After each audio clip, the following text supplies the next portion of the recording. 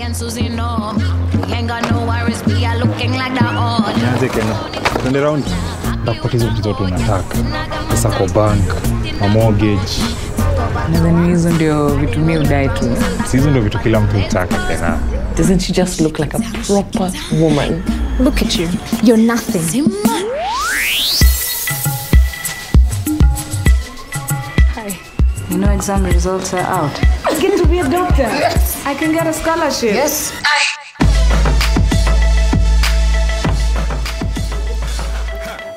Over the years, the Durban International Film Festival has continued to give audiences a brilliant lineup of quality films, documentaries and shorts, as well as micro-budget features from around the world, and dealing with a broad range of topics. So this year's 39th edition is no different, with a strong program with diverse film themes, including the Tokoloshe, which you just saw the trailer to now, Rafiki, Farewell Ella and Faces.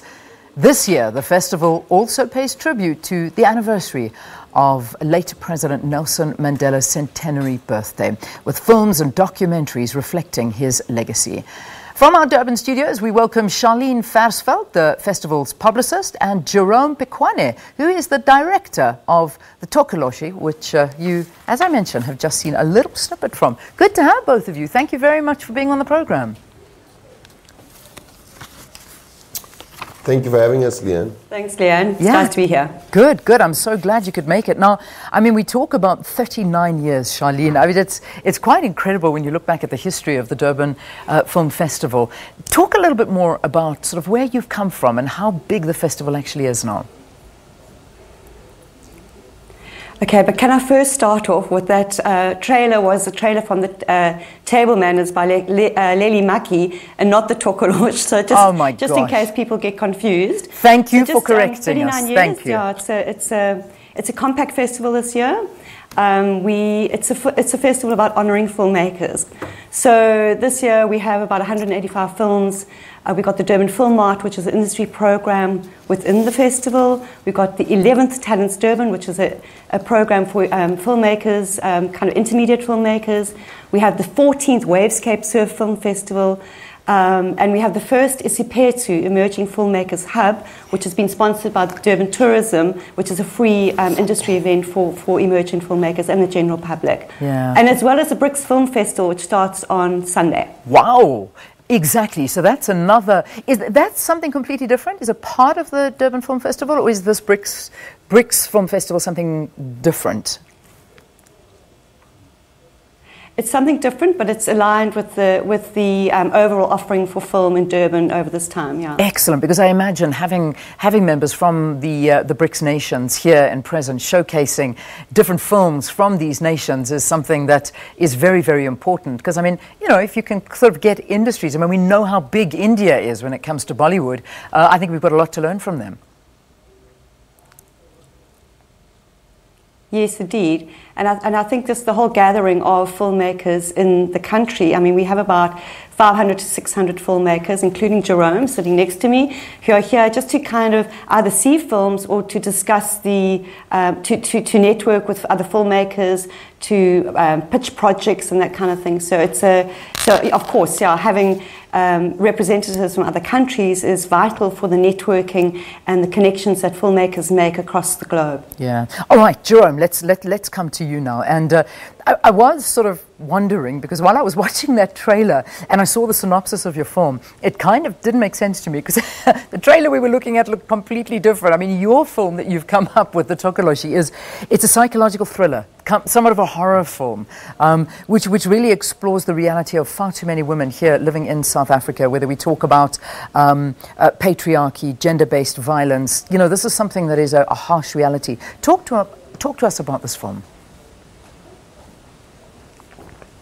The film has been 10 years in the making. It started off as a straightforward horror film, and as I grew and changed as not only a filmmaker but a person, becoming a father to a young daughter, I realized that I needed to say something with the film. What people don't realize is that horror films can be quite good medicine. We can speak about certain things using horror as a genre, as a conduit to tell or rather talk about social ills. And I also wanted to do a great genre film, you know, the type of films I grew up watching, whether it's Jaws, The Exorcist, you know, films that if you look beneath the surface, beneath the entertainment value, you see so much more in it. And yeah, we had a great screening last night, and it was just an unbelievable response. I mean, people were screaming and talking to the screen and, you know, saying, don't go in there, don't go in there. Why is she going into that room? So it was an amazing experience. And besides, obviously, the message of the film, you know, the deeper message, it's also just a great ride. It's a I wouldn't say fun film, but it will make you think, and you'll get your money's worth or your popcorn's worth. Good, because popcorn is expensive. Because at the end of the day, you want to go and have fun in a film. It really is. But I mean, fun and horrors, I get a little bit scared of those, but it looks incredible. Now, I mean, Charlene, the film festival this year seems to have really quite a lot of different themes. I mean, you're focusing in on exactly what Jerome is talking to us about. I mean, being a horror, but at the same time tackling a very real issue. You've also got a focus on women, racial minorities, human rights issues, LGBTI communities. And this is a big film, and I think a lot of people are looking forward to Rafiki. This is a Kenyan-based film and was actually banned in its own country. So talk to us about the differing genres that are actually there and the impact you're hoping to make. I think, you know, let me just go back a step. I mean, there's a big focus on women in film this year, and Rafiki and Tokoloshe kind of are bookending the festival. Tokoloshe opening and Rafiki closing the festival. Well, the closing film of the festival. And Rafiki is a love story between two women. The kinds of films that women that are coming to the fore here kind of have come through a process of women needing to tell their stories. This year we have SWIFT, which is Sisters Working in Film and Television, who have got a big contingent of women films in the festival. SWIFT actually started off 2 years ago at the Durban Film Mart and the International Film Festival, as women got together saying, we've got to change this thing in this industry. And they are also involved with a campaign called That's Not Okay, and have public service announcements which they have directed and produced with the help of the KZN Film Commission, and those are going to be shown before all the films at the DIF. Another theme is obviously the Nelson Mandela celebrating 100 years, and we've got a few films in the festival that speak to that particular campaign, a global campaign. One particularly of interest is tonight at 8 o'clock at the Elizabeth Snedden Theatre. There's a film called The State Against Mandela and the Others, a French film, and we have Mr. George Bezos and Mr. Max Sassouli in attendance, and they narrated the film, so it's going to be a particularly interesting film to see tonight. Yeah. Wow, this sounds unbelievable. But I'm reading something so interesting as we head up to the news at 8 o'clock, just finally. I believe that this year is extra special because from this year on, the best international documentary and the best South African documentary from the festival will automatically qualify for consideration of the Oscars.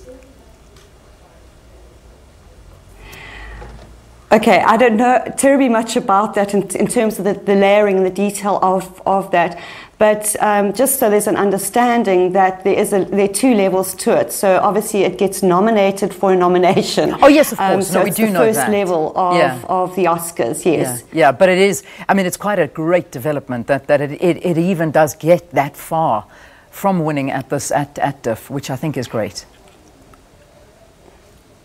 Absolutely. I mean, it's a fantastic global focus on the Durban International Film Festival, which is superb for the brand DIF and for the city, and also for the South African filmmakers and the other filmmakers that want to have their films in the festival. Yeah. Just again, thanks very, very much for joining us here on the program, Charlene. And Jerome, when are you showing, and when will it be released in cinemas nationwide? So we showed last night, the Tokoloshe was the opening film. We're opening, I believe, in November. I'm not sure about the exact date, but that will start rolling out into the media soon. But yeah, we opened last night, had a great response, phenomenal response actually. And I think we're going to have our premiere in October. the Halloween day, actually. Ah, excellent. 31st of October. Listen, Jerome, thank you. Well done. No. And thank you for making the popcorn worth it, because it sounds like it's going to be a brilliant, brilliant watch. Charlene Fasveld, the festival's publicist, and Jerome Pequane, director of the Tokoloshe, which should be opening in cinemas around the country October, November. All right, it's just gone 8.